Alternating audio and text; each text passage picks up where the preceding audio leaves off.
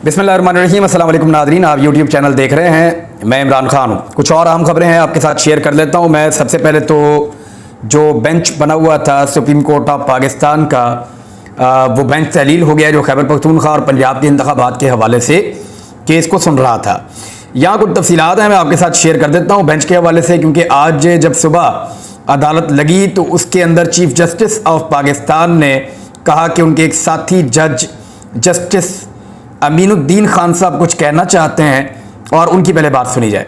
Justice Aminuddin Khan साहब ने case की समाअत से माजरत कर ली और कहा कि गुज़िश्ता रोज़ के फैसले के बाद अगर मौजूदा बेंच केस की कार्रवाई चलाना चाहता है तो मैं केस को सुनने से माजरत करता हूं। बेंच टूटने के बाद जज कमरा अदालत से उठकर चले गए।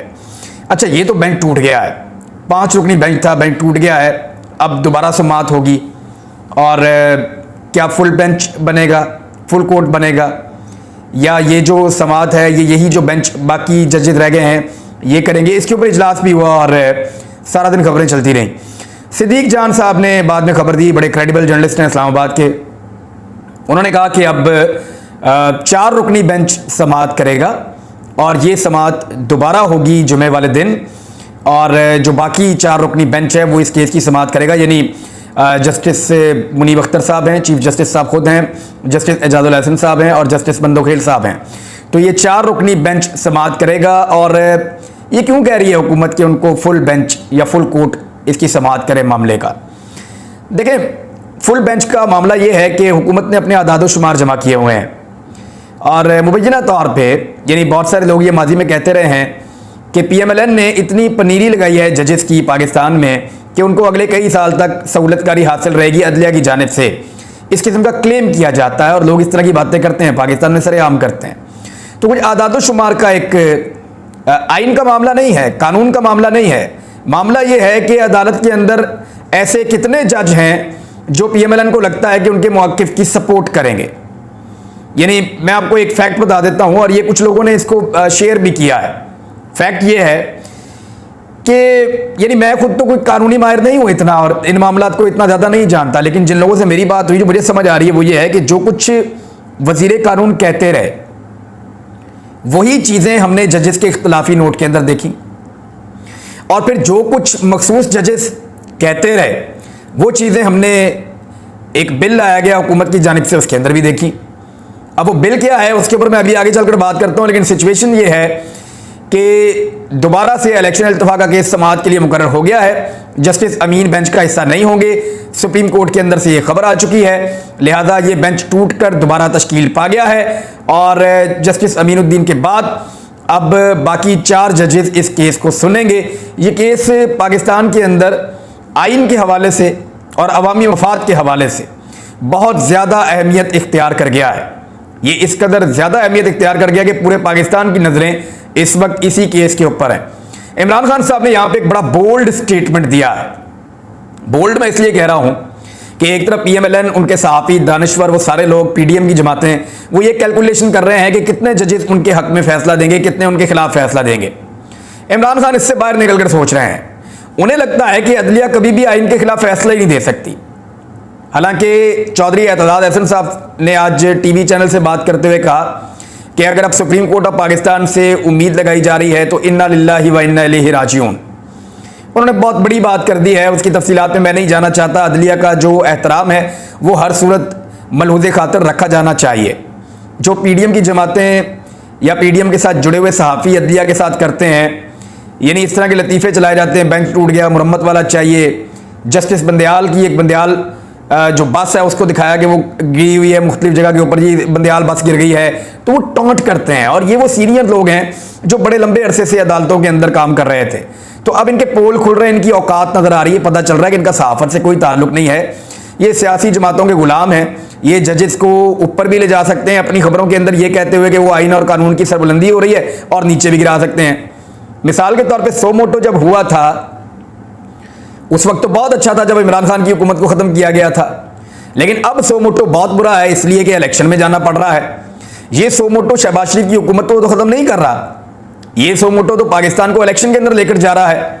लेकिन आप गौर कीजिए, मैं आपके सामने एक फैक्ट रखता हूं, वो ये है कि 1997 में 1997 में ये नवाज शरीफ साहब की साजिश थी, उस वक्त भी यही इसी तरह का काम हुआ था।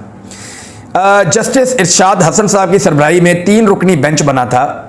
उसने चीफ जस्टिस सज्जाद अली शाह को मजीद अहकामात तक काम करने से रोक दिया था। उस वक्त भी अदलिया को नवाज शरीफ साहब ने लड़ाने की साजिश की थी, क्योंकि नवाज शरीफ साहब का अपना मामला जो है वो अदालत के अंदर आ गया था। नवाज शरीफ साहब को खतरा था कि फैसला उनके खिलाफ आएगा, तो उन्होंने अपने हम ख्याल जजों के जरिए से उस वक्त इस किस्म का एक माहौल बना दिया था अदालत में कि जजेस को आमने सामने लाकर खड़ा कर दिया था। आज 2023 की मैं खबर सिर्फ आपके साथ शेयर कर देता हूं। जस्टिस कादी फायद ईसा साहब की सरबराही में 3 रुकनी बेंच बनता है, और 3 रुकनी बेंच जो है वो चीफ जस्टिस का जो बेंच बनाने का इख्तियार है उसको, और सो मोटो के बारे में भी कहते हैं कि जी ये आइन में मौजूद नहीं है, और रूल्स जब तक नहीं बन जाते तब तक तमाम सो मोटो केसेस मुलतवी कर दिए जाए। अब मामला यह है कि इमरान खान की हुकूमत भी तो सो मोटो के नतीजे में गिरी थी, वरना इमरान खान था उस वक्त तो पाकिस्तान को इलेक्शन में ले गए थे इमरान खान साहब बाजवा के दौर में ही। तो अब मामला यह है कि अगर तो आपने सो मोटो का मामला खत्म करना है या उसके ऊपर आपने नजरसानी करनी है, तो फिर कासिम सूरी की रूलिंग वाले मामले से शुरू करें ना। कासिम सूरी को फिर अपील में जाना चाहिए, और वो कह रहे हैं कि मैं अपील में जाऊंगा भी। कादी फायद ईसा साहब को लेकर 1-2 चीजें बड़ी इंपॉर्टेंट है। वो ये है कि मरियम नवाज ने और PMLN ने कादी फायद ईसा साहब को बहुत मुतनाज़ जज बना दिया है। यानी जब कादी फायद ईसा साहब अपने ऊपर लगे हुए इल्जामात का सामना कर रहे थे, जिनको अब हुकूमत ने शहबाज शरीफ साहब ने 1 साल के बाद वापस लिया है, इस मौका पर जब कादी फायद ईसा साहब ने ये वाला काम किया है, इस मौका पर हुकूमत का वो वाला केस वापस लेना, इन चीज़ों को भी शक की नज़र से लोग देख रहे हैं और उनके ऊपर तनकीद कर रहे हैं।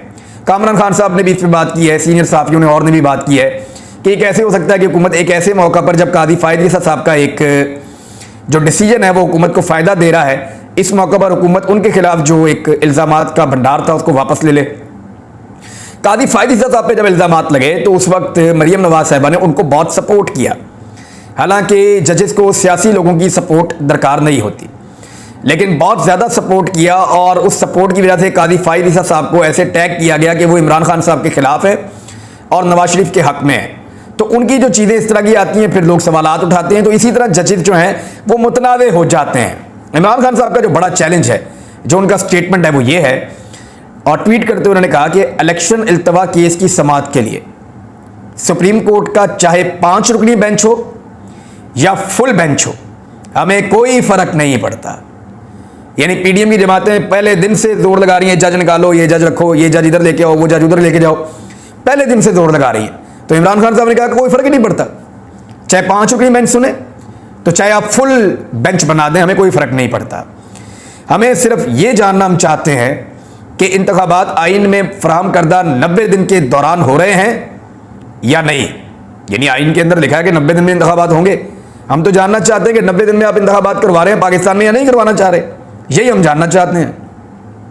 हमने पंजाब और खैबर पख्तूनख्वा की असम्बलियाँ तहलील करने से पहले अपने आला तरीन आइनी माहिरीन से मुशावरत की थी, जिन सबकी मुतफ़िक़ा राय यही थी कि 90 रोज़ में इंतखाबात कराने की आइनी शिक से इनहराफ मुमकिन नहीं है, नहीं किया जा सकता। लेकिन अब मुजरिमों की इम्पोर्टेड हुकूमत, इनके सरपरस्त और नहायत मुतनाज़ इलेक्शन कमीशन ने आइन का खुला मजाक बनाया हुआ है। दस्तूर की मुख्तलिफ शिकों को अपने काबिल अमल जबकि दीगर को नाकाबिले नफाज करार देकर यह गिरोह दरअसल पाकिस्तान की असास पर हमला आवर है, जो आइन और कानून की हुक्मरानी पर इस्तवार है। ये लोग इंतखाबात से इस हद तक खौफजदा है और अपने सजा याफ्ता मुजरिम कायदीन को बचाने के लिए इस कदर बेचैन हैं कि दस्तूर और कानून की हुक्मरानी की आखिरी अलामत तक को मिटाने पर आमादा है। ये इमरान खान साहब ने ट्वीट किया है। दलेराना ट्वीट है कि जैसा मर्जी बेंच बन जाए जी, फैसला करो फटाफट कि आइन के मुताबिक पाकिस्तान में इंतखाबात होने हैं 90 दिन के अंदर या नहीं होने। यानी अदालत को इस चीज़ में उलझा दिया कि सो मोटो हो सकता है या नहीं हो सकता, अदालत को इस चीज़ में उलझा दिया कि बेंच बन सकता है या नहीं बन सकता।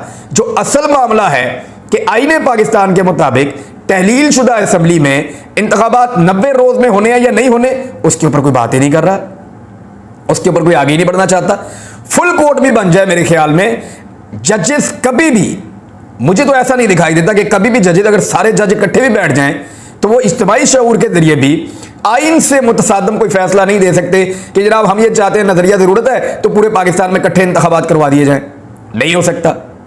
होगा यही कि 90 रोज आइन के अंदर लिखा हुआ है तो 90 रोज के अंदर इंतखाबात करवाए जाएं।